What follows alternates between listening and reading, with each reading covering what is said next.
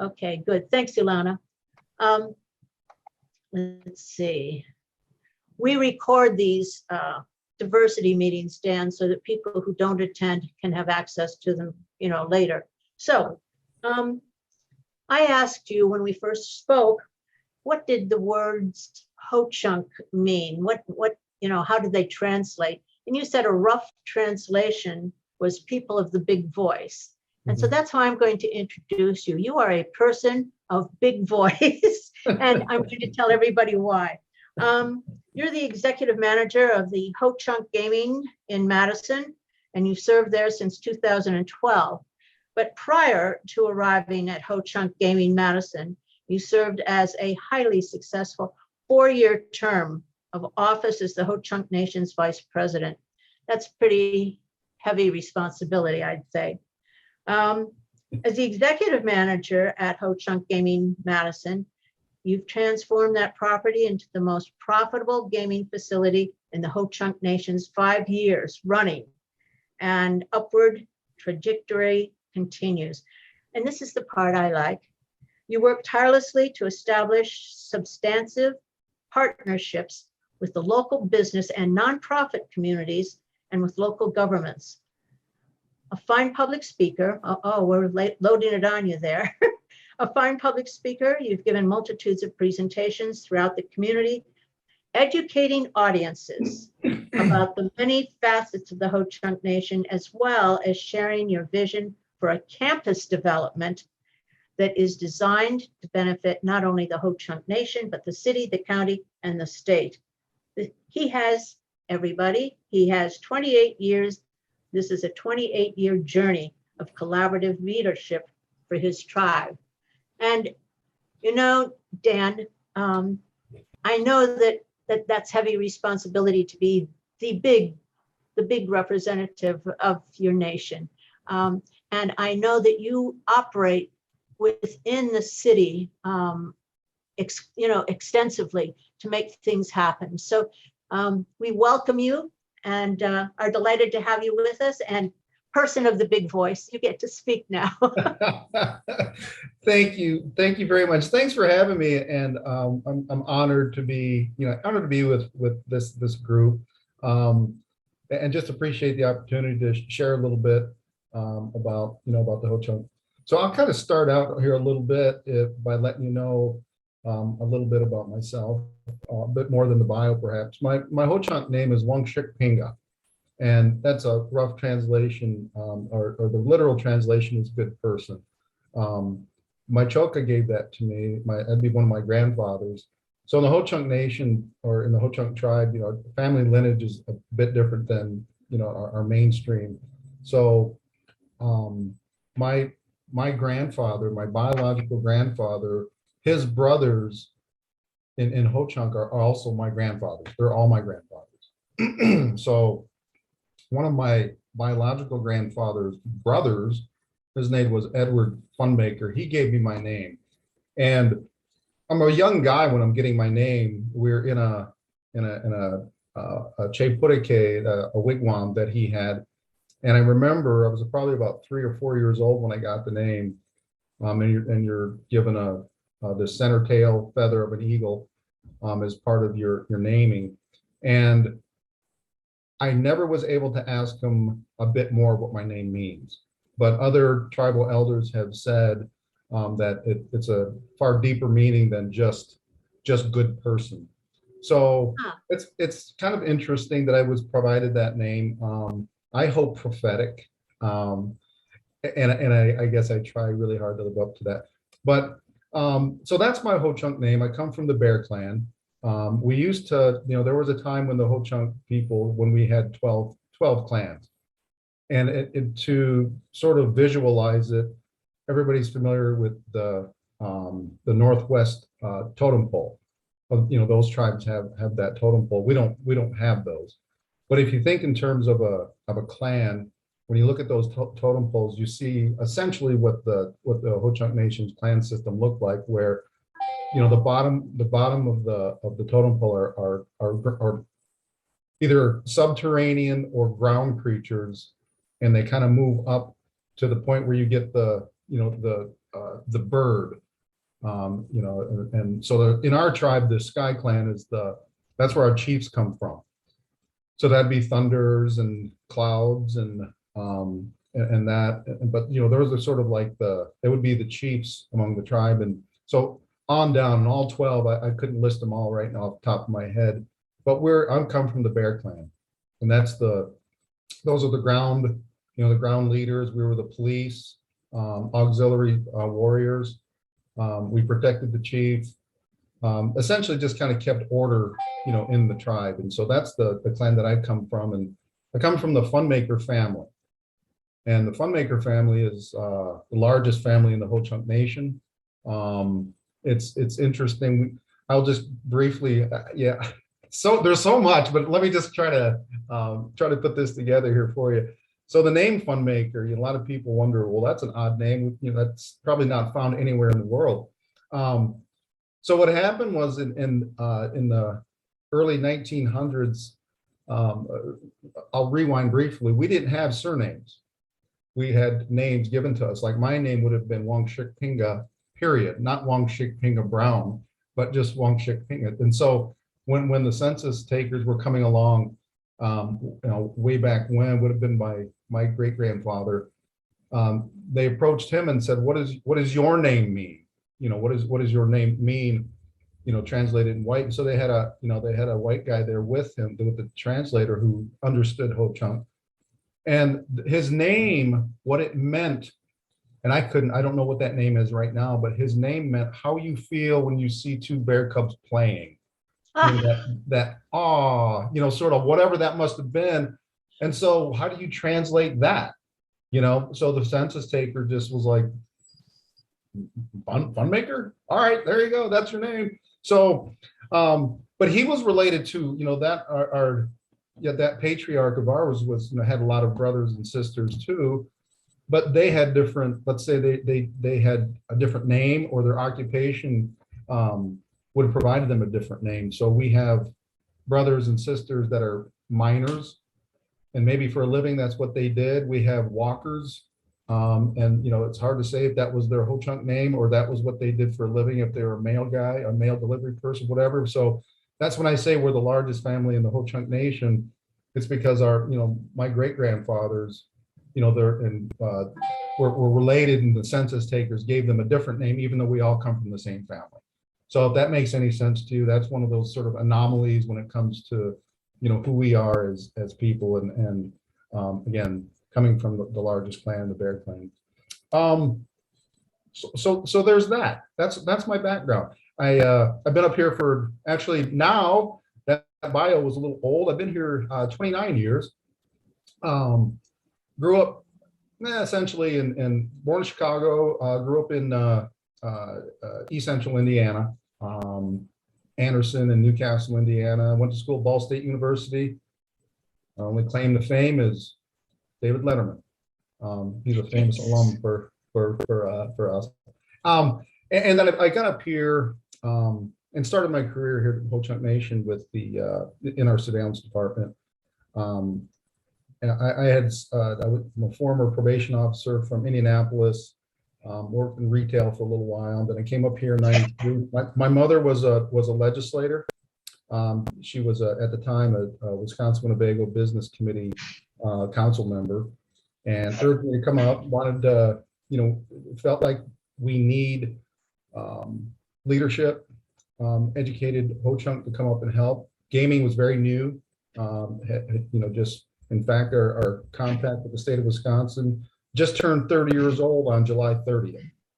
So we've been operating gaming since that time. Well, even before that, but our compact was finally signed with Governor Thompson back in 1993, 92, beg your pardon. So got into surveillance. From there, I got into operations. And I think by 96, 95, I got into management, and pretty much been in management ever since. A little bit of a rough ride, quite frankly, coming into the working for the Ho-Chunk Nation. I guess I tried really hard to put in perspective what I was stepping into. Some of the communities where the Ho-Chunk reside there had been probably, I had surmised that there was some friction, some historic friction there between Ho-Chunk people and the, people in the, mainstream people, white people in the communities. And I was right, there was quite a bit of tension. And so when I get into management, one of the primary obstacles, challenges that I had was letting my own people know that this is not an entitlement program. This is something that, we need to work together with our non-Ho-Chunk people. We have to work together. And there was what I kind of kiddingly to myself referred to as, cowboys and Indians syndrome. And it was a bit difficult because some of our tribal leaders, I understood that they, at that time, that generation ahead of me would have suffered a lot of social issues. And so I was always trying to be very empathetic to that, but still didn't allow that sort of excuse to be an excuse to mistreat our non-Ho-Chunk employees. And so I became something of a pariah because I refused to allow that kind of thing to happen. I figured it didn't make any sense to disenfranchise 85% of my workforce just because some folks felt the need to, miss or abuse or otherwise mistreat our non-Ho-Chunk employees. And so that was a very tough time for me because I didn't feel that our people were grasping the necessity of just decency in the workplace, for the betterment of the whole. There was just a lot of damage. And when I say damage, I guess I often like to share, again, my theories on that historic trauma. What does that mean to the Ho-Chunk people? And Lord knows where it starts. We're a warring society. So as historically, we would engage in war with other tribes. Whether it's for territory, more often it was for territory. But so there's that piece, and that's that becomes part of the culture and part of the the pride that a lot of Indian nations feel. But then we kind of move ahead into into when the Europeans arrive, and some of the things that transpired in the 1860s, I believe, was when removals start to happen. And so, they find lead, people find lead in the Driftless region. And so there's a lot of Ho-Chunk out there, and, the government moves in and removes us. So there's that piece, and there was 11 removals.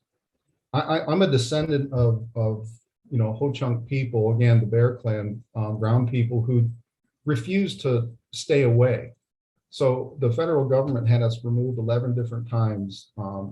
First, we were moved to Iowa, and then we were moved to Minnesota, then to South Dakota, and then to Nebraska. And today, we still have our sister tribe is located in Nebraska. So what happened back then was a lot of our people, they were moved to different reservations at different times for different reasons. But each time, there was a lot of our own people. Again, I'm a descendant of those who kept coming back to Wisconsin because this was the motherland. And those folks that were, lived, back or tried to live back to what was not there when they returned, essentially lived as refugees. They moved around at night. It was, I'm assuming, I would imagine, a very difficult time. But again, going back to our Nebraska people, that group decided to stay. So, and so the federal government, being the federal government, divide and conquer, decided, all right, well, we'll call you guys the Winnebago, the Nebraska Winnebago, and then, we were in 1963 established our government and became the Wisconsin Winnebago. So we're the same tribe, but through this history, we're different tribes now. We're an entirely different federally recognized tribe, though we speak the same language, we're related. And that's just the way it is right now. We're not the only tribe. It's not, we're not unique in that regard. New York have the Oneida up in, New York, and then in Wisconsin, I can cite, at this point, I can't cite other tribes, but they're, you know, different bands of Cherokee, different bands of Potawatomi, of Ojibwe. I don't know their histories per se, but I would imagine, you know, there was some of that, you know, that separation was forced. So we have that. So in some, with the arrival of Europeans and the westward, you know, push, there's been a lot that's transpired in our more contemporary history. And I say contemporary, if you're talking about, you know, 2 ice ages. I don't know a lot about the prehistory per se, but you know, as we move forward into, you know, that which is recorded in history, then we can start to connect dots. But federal policy, you know, initially designed to eradicate Native people to start with. Now, we weren't necessarily a part of that because that started, you know, further in the east. But, you know, that as the Europeans moved west, you know, that kind of policy sort of started to touch us. So you have, you know, you have elimination or extermination, then you have removal, then you have deculturalization. They call it assimilation, but it's deculturalization. And that's something it's closer to home.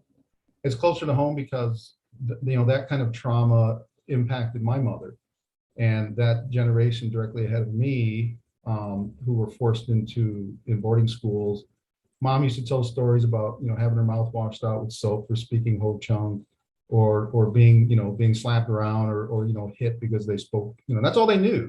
And they're just little kids, and they're taken out of their home and they're, you know, they're put into boarding schools.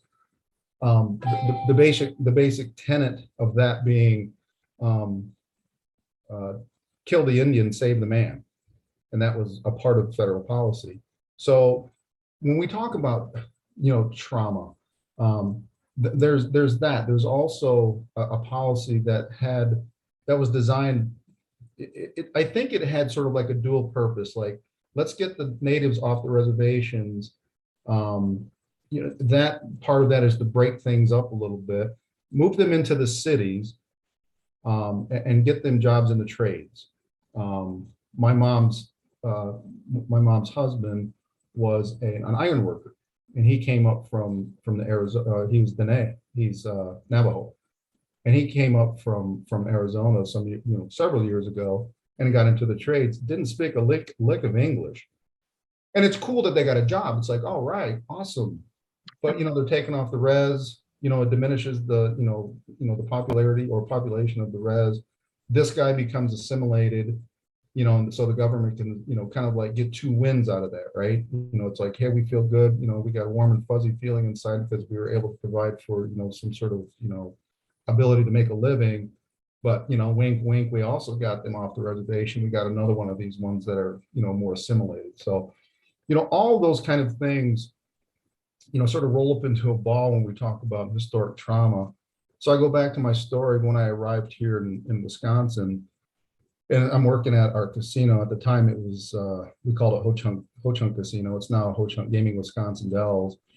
And you know, I witnessed a lot of that brokenness in our people, the, you know, unwillingness or inability to be more empathetic toward our, you know, our non-Ho-Chunk, you know, brothers and sisters, our you know, co-workers and employees. And it broke my heart because so many of the employees that, you know, that I had managed, old and young, you know, wise and not so wise. So many times I would have these side conversations, and there was this overwhelming sense of wanting to help, understanding at least at some rudimentary level that that Native people have been kind of, you know, been treated poorly by the government. And so a lot of people kind of recognized, again, sort of like on a surface, that you guys have had a really tough, and I want to help. And I used to so appreciate, you know, those employees. I appreciated all my employees, but, you know, those that would come forward with that kind of message always, you know, struck me as being very special. And it always tore me apart when my own people, because of their brokenness, would do something to hurt or obstruct or to, you know, in any way make life difficult for people who just wanted to help. So for me, that was always one of the toughest things to endure, and it was almost impossible to message, because if that brokenness runs that deeply. People don't even recognize when they're being nasty or ugly. It's just what it is. And I'm not trying to characterize our people as all of us are that broken. We're all damaged. I'm first to admit that I'm damaged, and it's just something that everybody deals with in their own way. And a lot, or I shouldn't say a lot, but some of our own people cannot seem to, or are unwilling to look in the mirror and just say, we need some fixing. We need to pull together. We fight internally to a fault, and it's very difficult. It's very difficult, and I think that's symptomatic of historic trauma. I've seen a lot of, since I've been up here, I've just seen a lot of things that just put me at ill at ease, because I thought we were moving up. When I moved up here, I thought, we've been through a lot. Let's pull together and let's advance ourselves as a whole. And it just feels like we've had difficulty pulling together. We're competitive, which is great. That we're competitive. We're stubborn. Can be a really good quality applied appropriately. So if we fast forward now even to something like Pat, you asked about Beloit, or you asked about expansion at Ho Chunk Gaming Madison, and that's something that we've been working on for 7 years. Now there's the casino part, the hotel, and all the usual sort of casino related things. And that's when I have my business hat on. That's super important that we have that sort of thing. But there's a really attractive piece to this whole campus development that we've been more focused on, and that's our history center. We really want to see that come to fruition. The trouble right now, and I'll get back to that in a second, what that history center is designed or planned to look like, but we can't seem to get our act together when it comes to prioritizing various projects. Now we have the Beloit project that was just approved by the Bureau of Indian Affairs, BIA, about 90 days ago, and the Ho Chunk Nation has done nothing to date that I'm aware of. In the meantime, I have a 7-year plan in a market that's already ready to go.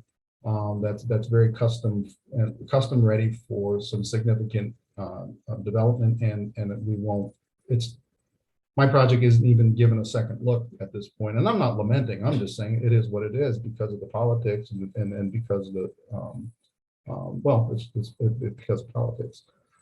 But I get back to the History Center, and the vision for the History Center really is essentially tell our story in our own voice, and to provide for an opportunity for I call it indoctrination of the young. So our younger people get to know a little bit more, not a little bit more, but a lot more about the history of the Ho Chunk people, so that kids from even rural schools and rural communities that might otherwise look at Native people might look down on, or might have a bad sort of idea of whatever.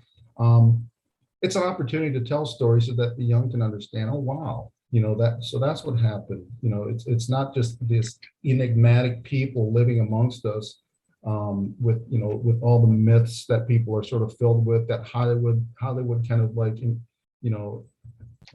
pushes on Native people. So it's an opportunity for that, to get some real facts out there about the Ho Chunk people. It's an opportunity for adults also to understand, and I think one thing that gets me really excited about it is it's an opportunity for this community to have what would be one of the most unique facilities in the world. The whole, and again, I say this all the time, at the Sound of Risky and Modest, we're one of the more ancient tribes. Our language is one of the more ancient languages in this country, or what is now this country. We have given rise to, and the tribes will say it, the Sioux. Those are our little grandsons. They come from us. The Oto, the Iowa, the Missouri. The list goes on and on. The Mandan. these guys all come from the Ho-Chunk. And, they readily recognize that. Down in Lawrence, Kansas, they have the Haskell Indian Nations University. So down in Haskell, one of my brothers went down there, and it's an Indian school, Indian college.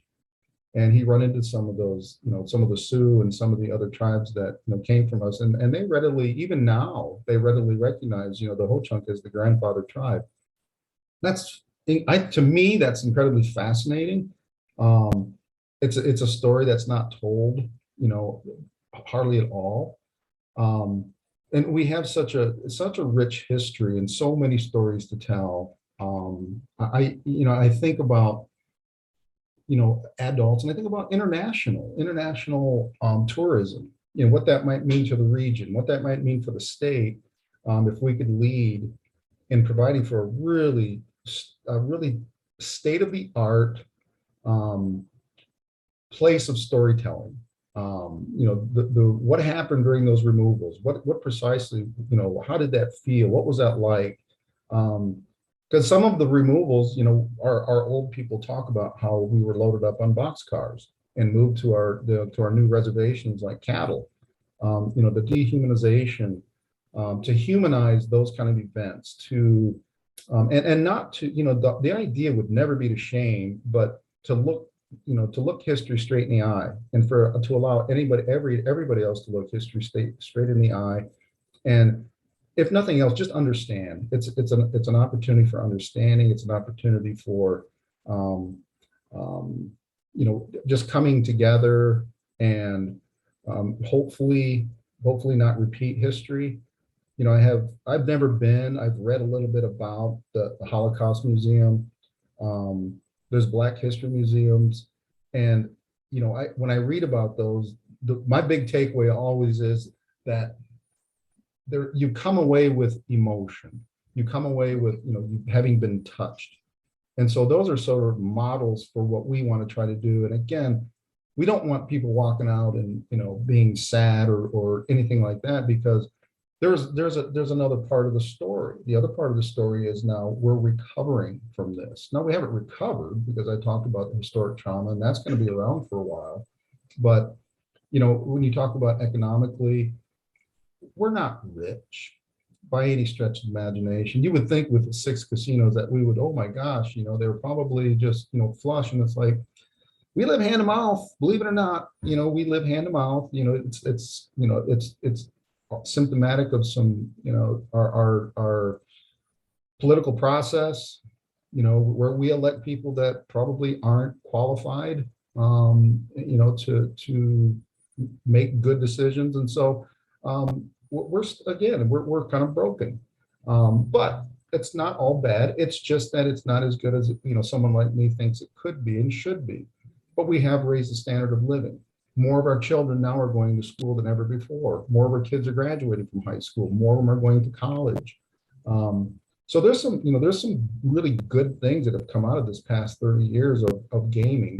And just know that gaming that's essentially, that's our tax. That's our tax base. We don't have any land to speak of. I mean, we do have some, but when you look at some of the other tribes who have these nice sized reservations, we're the only tribe in the state without a reservation.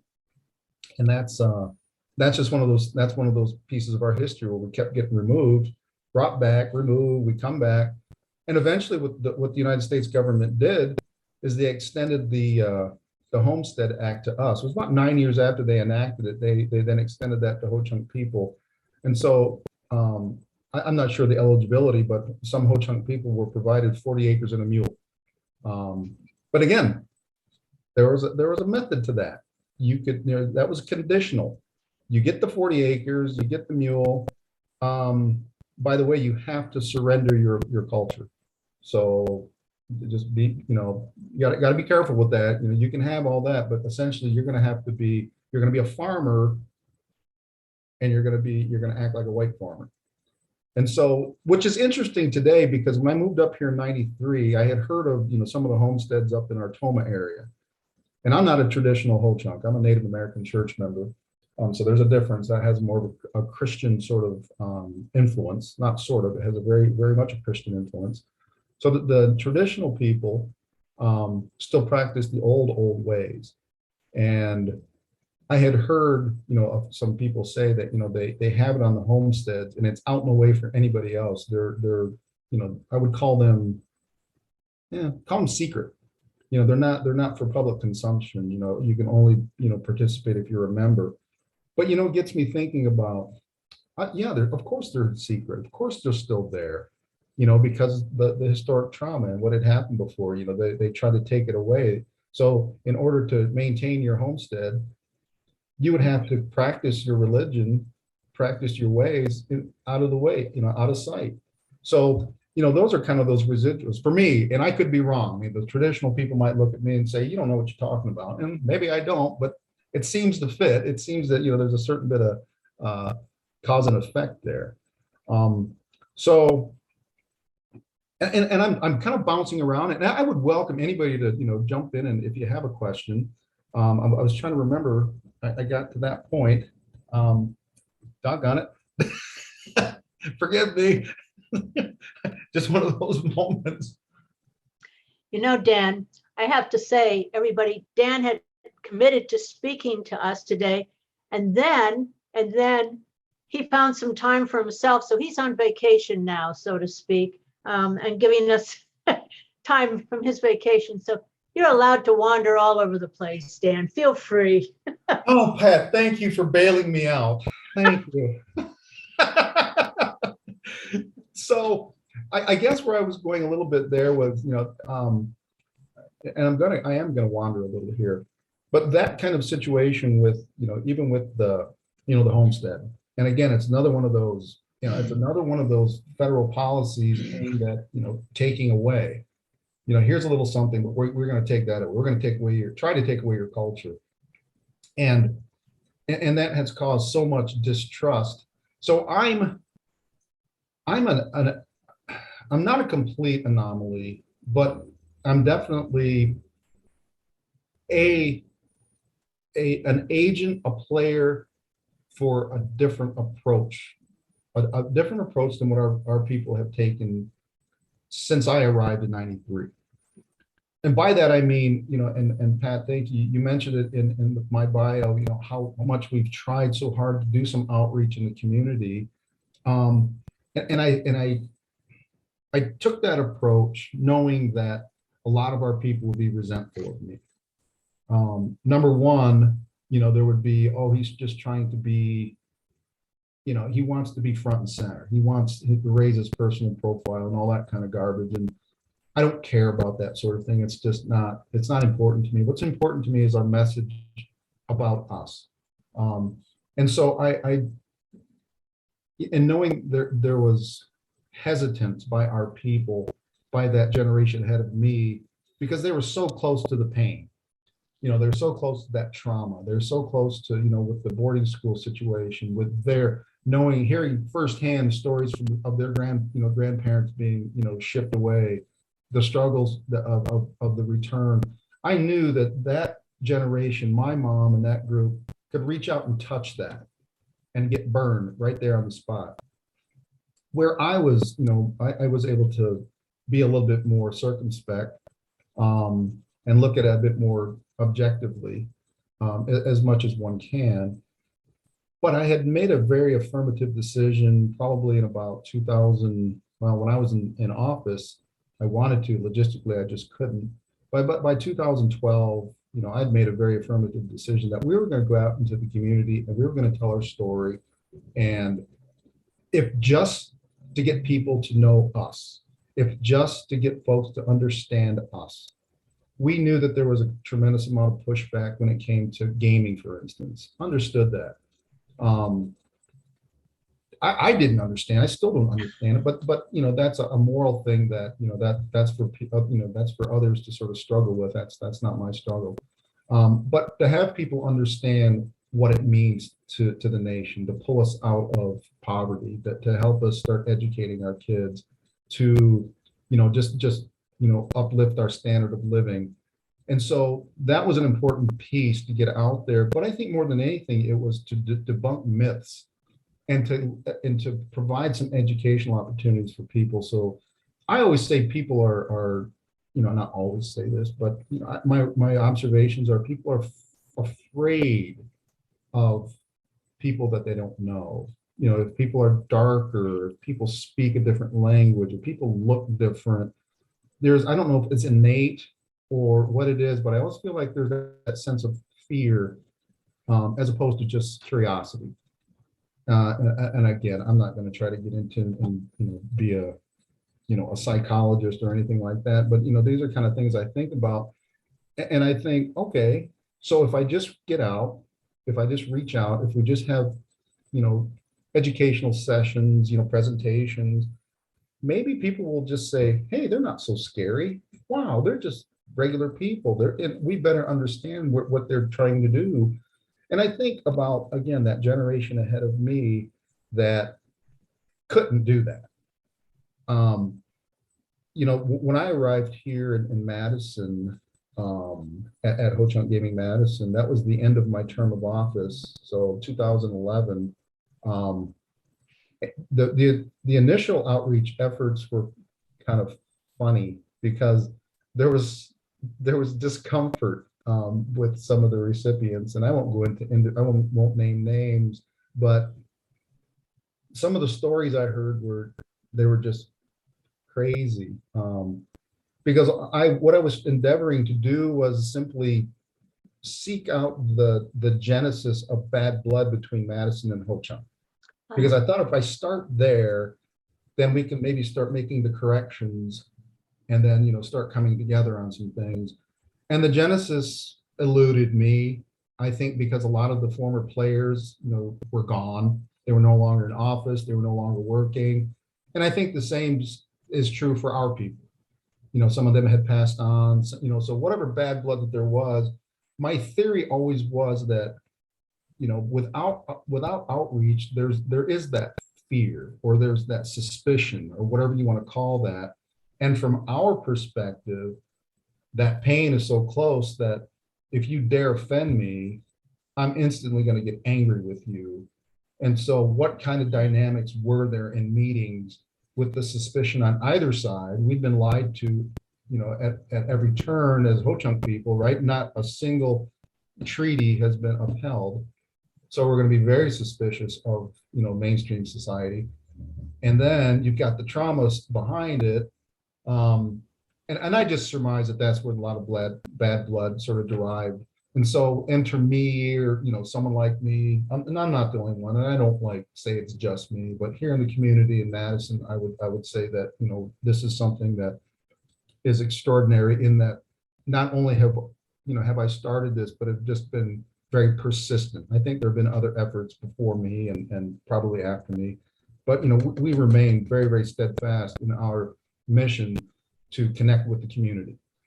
So I think I have been extremely lucky in my timing. And I say my, I mean our, because it's my team too. I developed a position, municipal relations coordinator. I had that position created and had it approved by our legislature. And that person's sole job was to go out essentially and make friends. And she's been incredible. She's actually has that position has evolved tremendously. She's on the Wisconsin Department of Tourism board. She's on 30 some odd boards throughout the city. Her name's Missy Tracy. Missy is marvelous. She's known throughout the business, civic and nonprofit community. Because of the hard work she's done and you know sort of just putting our message out there, and it's been so rewarding. The again when I talked about timing a little bit a second ago, you know, I think that with the you know the DMI conversations out there, the DNI, those kind of conversations, you know, I let Missy know as part of her mission. I said, we will not be left out of those conversations. As Aboriginal people of this, this region, we will absolutely participate in all of those conversations. And so that has become part of her charge, is to be sure that she does. And but the timing has been so cool, to be able to give these presentations, and the reception from the community has been overwhelming. Would it have been the same? Would it have been the same 20 years ago? I don't know. I just don't know if, we have just been fortunate enough to sort of, hop on this wave of, dare I say, awakening. Yeah. But I think that's, and we've helped our own cause during that whole piece too, by getting and throwing ourselves out there. I can remember our very first meeting, because Missy and I had gotten together. It's like, we're going to start doing these educational things.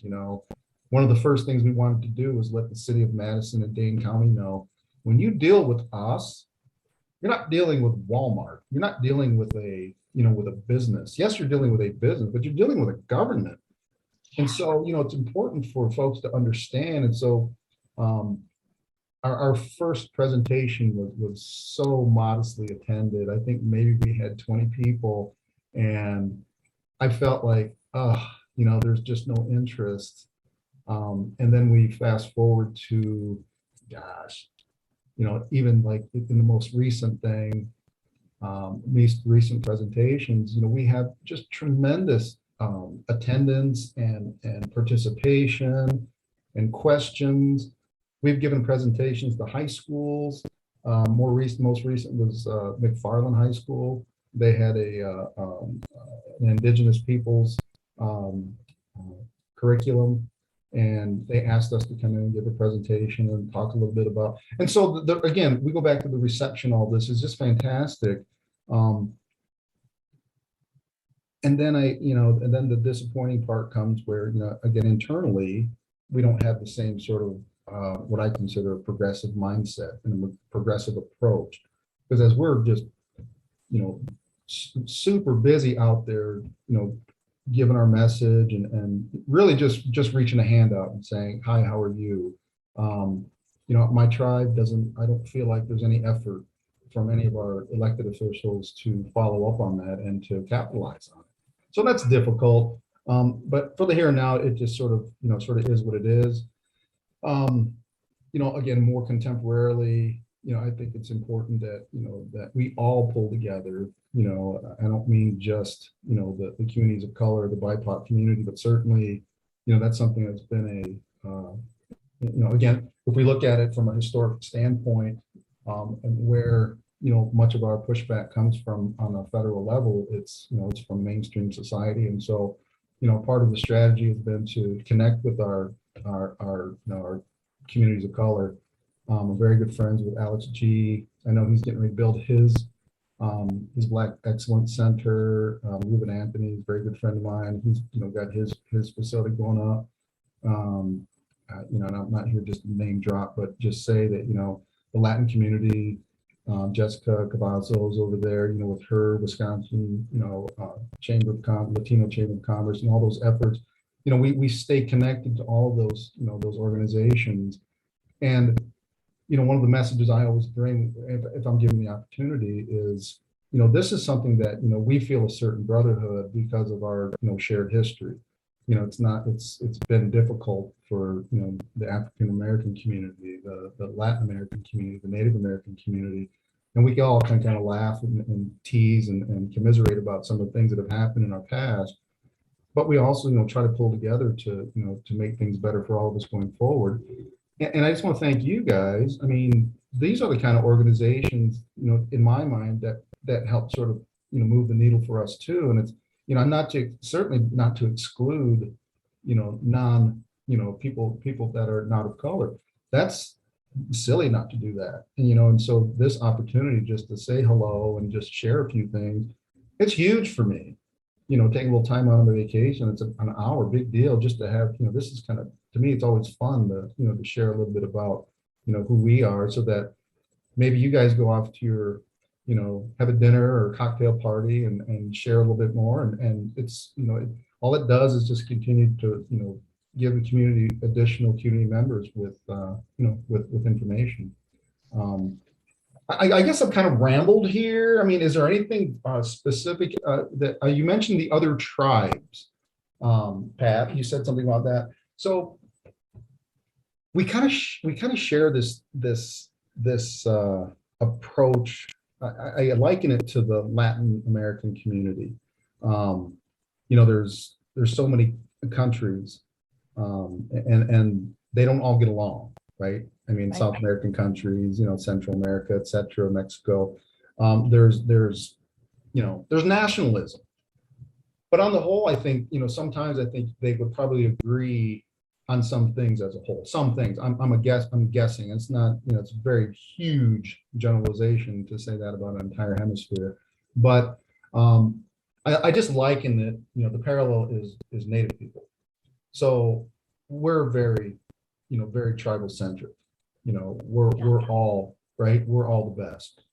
I mean, in our case, we are, but okay. But the Oneida, they have their history. Everybody has their own history, and I think for the most part, we get along. I think we get along. There's static competition. Of course, from my prism, it's a casino thing, right? And so I've got the Potawatomi, the Forest County Potawatomi, like 45 minutes to my east. Largest, most successful casino in the state, hands down. But I don't communicate with them. It's just not, and it's not any kind of, any ethnocentric or egotistic thing. It's just, I don't have time necessarily. You have a different market. I respect what you do over there. Your structure is different than ours. I'm still stuck in this old-fashioned. I work for my government when Oneida's got a corporate structure, and so how much would we have in common? The Oneida, similarly, static competition. I mean, the closest one is Wittenberg. Ho-Chunk Gaming Wittenberg. To them. And again, when I mentioned before that this unwillingness or this hesitance to reach out and be more outward facing when it comes to our government, when I was on the legislature, it was mostly logistics for me. And then so getting into the casino, I had this incredible freedom to go do this, but I still had opportunity, and I seized that opportunity when I was vice president. And so right now, I just don't know if it's a self-esteem thing. I don't know if it's, just ethnocentrism or there really is just too many, internal issues of the tribe that our leaders don't feel like they should or can do some outreach. Not to suggest that it's complete silo, because I don't think that's the case. But I don't think that we do a whole lot of collaborative sort of things. There are, significant organizations, National Indian Gaming Association, National Congress of American Indians. Those are DC located.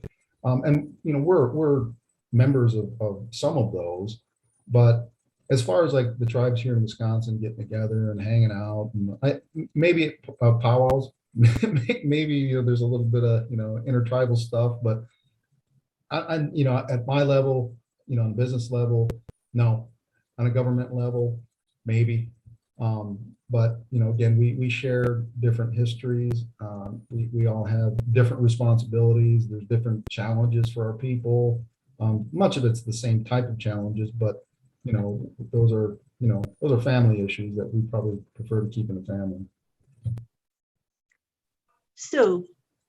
Yeah, I've got a question. I'm confused. You mentioned earlier that the Wisconsin Indians are labeled Winnebago, right? Wisconsin, Winnebago. Yeah. But then you're talking Ho-Chunk and Wittenberg and Madison. How does that all fit together? Great question. Thank you for answering. I think that's where I was going when I lost my train of thought.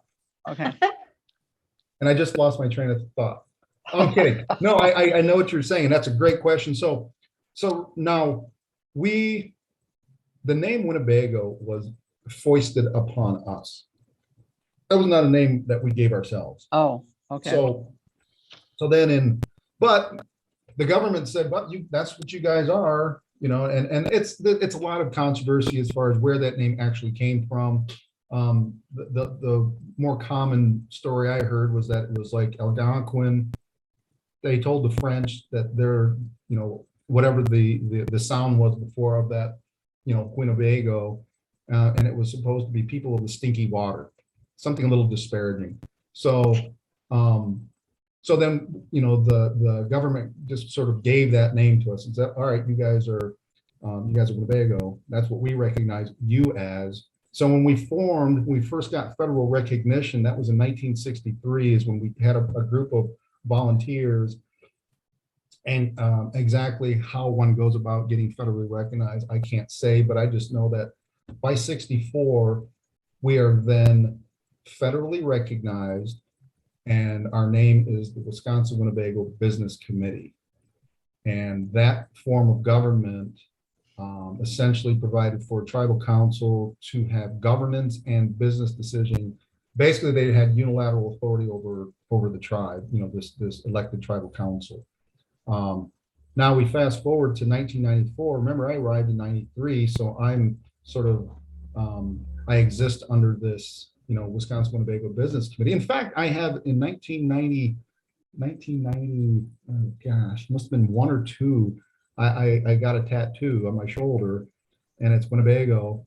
And 2 years later, we're Ho Chunk. So my tattoo is no longer relevant. So you changed to Ho Chunk.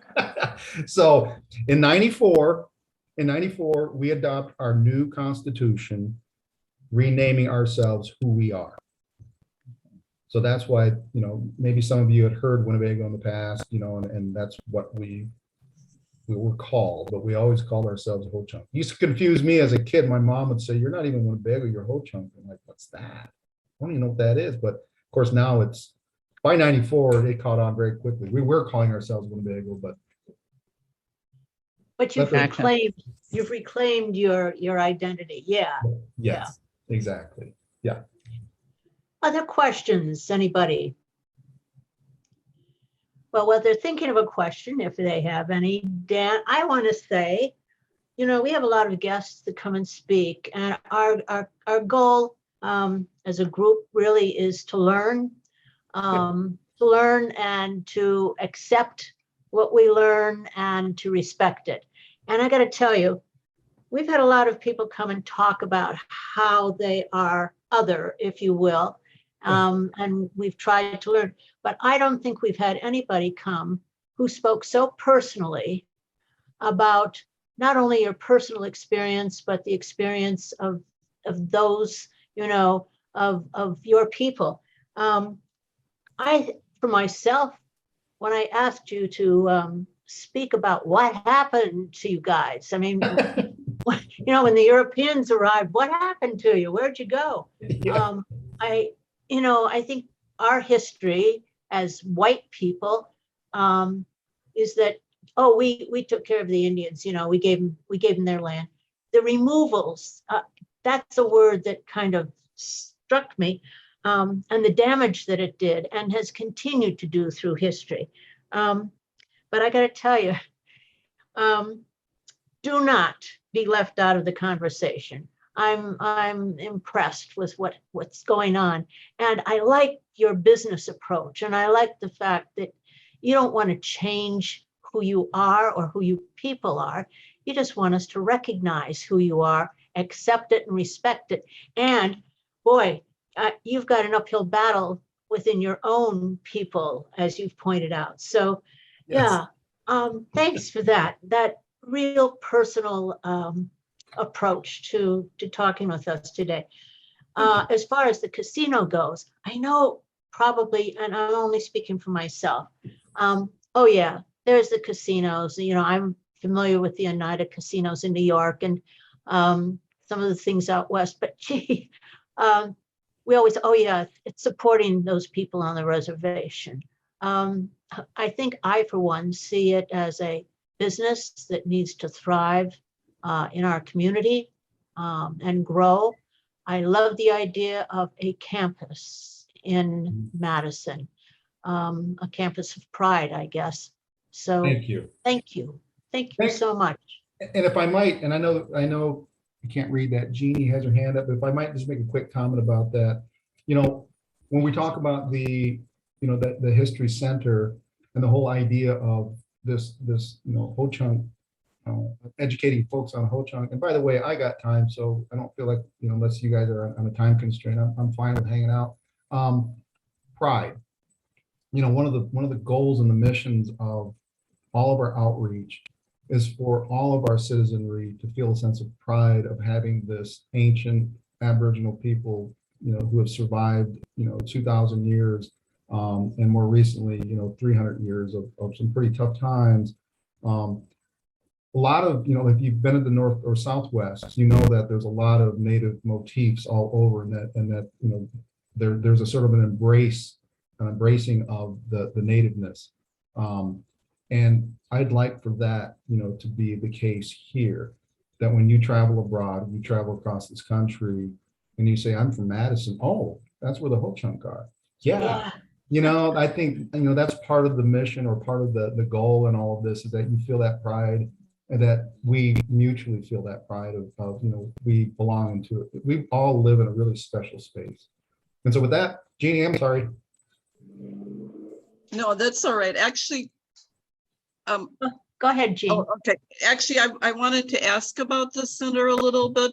I have been to the Holocaust Museum in Washington, D.C., and the difference between learning about history and actually experiencing it, being told by people that experienced it, was a tremendous difference for me.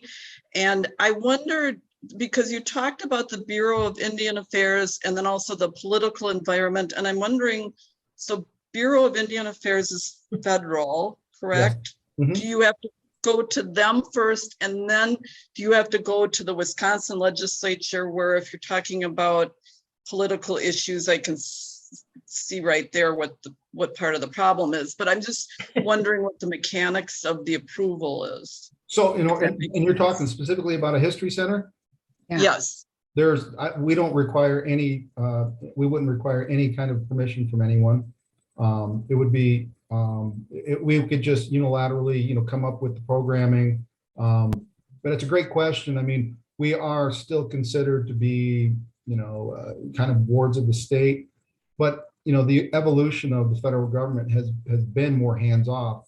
Now, recently it's gotten a little scary with, the last administration that was in nationally.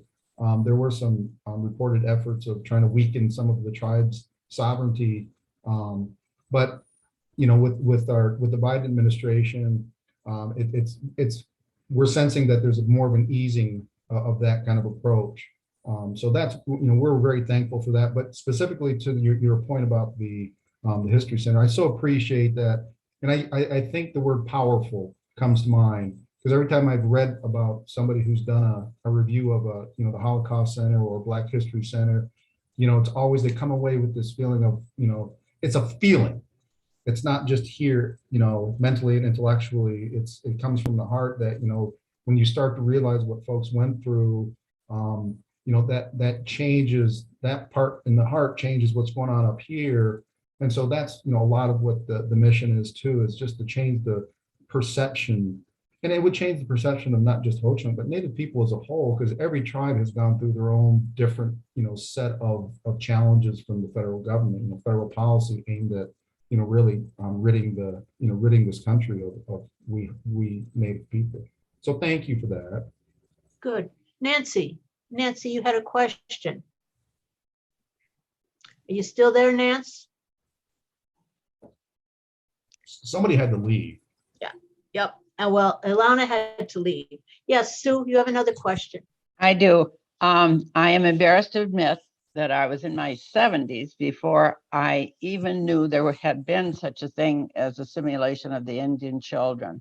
Yeah. And it was in the process of becoming anti-racist around George Floyd that I took a online course by DREAP of El Paso, Texas, and they not only dealt with the Black history, but also the American Indian. And it just horrified me. And especially the fact that a lot of that was instigated by churches Mm. of all things. And I'm wondering if there's been any attempt in Wisconsin to, by churches to respond to that fact that they were the Complicit. instigators, complicit. Yeah. Complicit. You know what, Sue, I have not heard that being the case. Now, some of the horror stories that we hear, and of course, the national story broke out in Canada, about Yes, the school that yeah. found all the kids buried in the backyard or their property. I'm not going to suggest, again, based on some of the, brief stories that Mom told me, that things were that brutal here in Wisconsin. I mean, the mouth washing and the corporal punishment for speaking your own language, that's bad enough. And I'm not going to give churches a pass per se, but if the federal mission was to kill the Indian, save the man, then maybe they thought what they were doing was right. If you're so fervently sort of following your denomination sort of tenets, then, and if you're led to believe that, we're less than human, and that we were, savages, and that our way of life was going to lead us straight to hell or whatever it was, then maybe they thought they were doing us a favor. I don't know. It's a little narrow-minded to me, and I have never heard anybody speak about their history in context of time. That congratulations.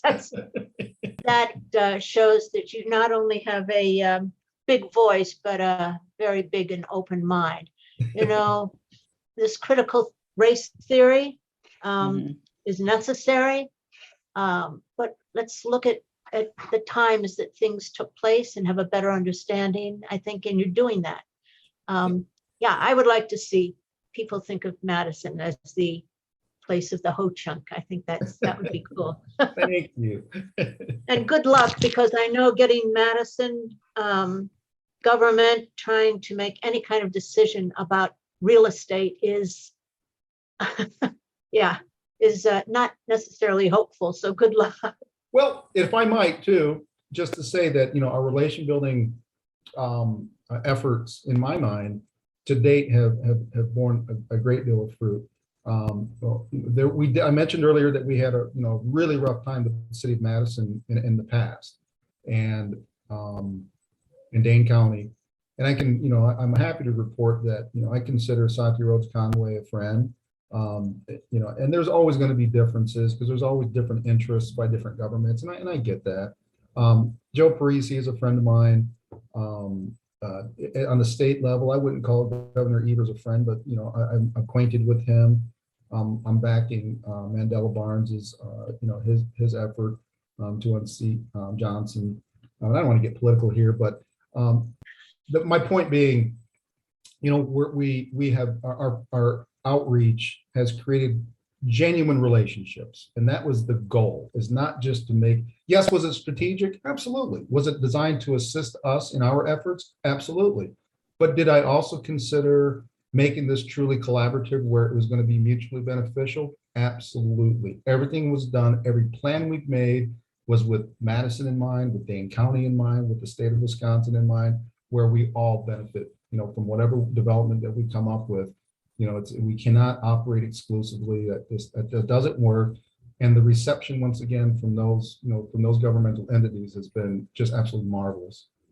Well, collaborative is the word. I think that's important, and you're doing it.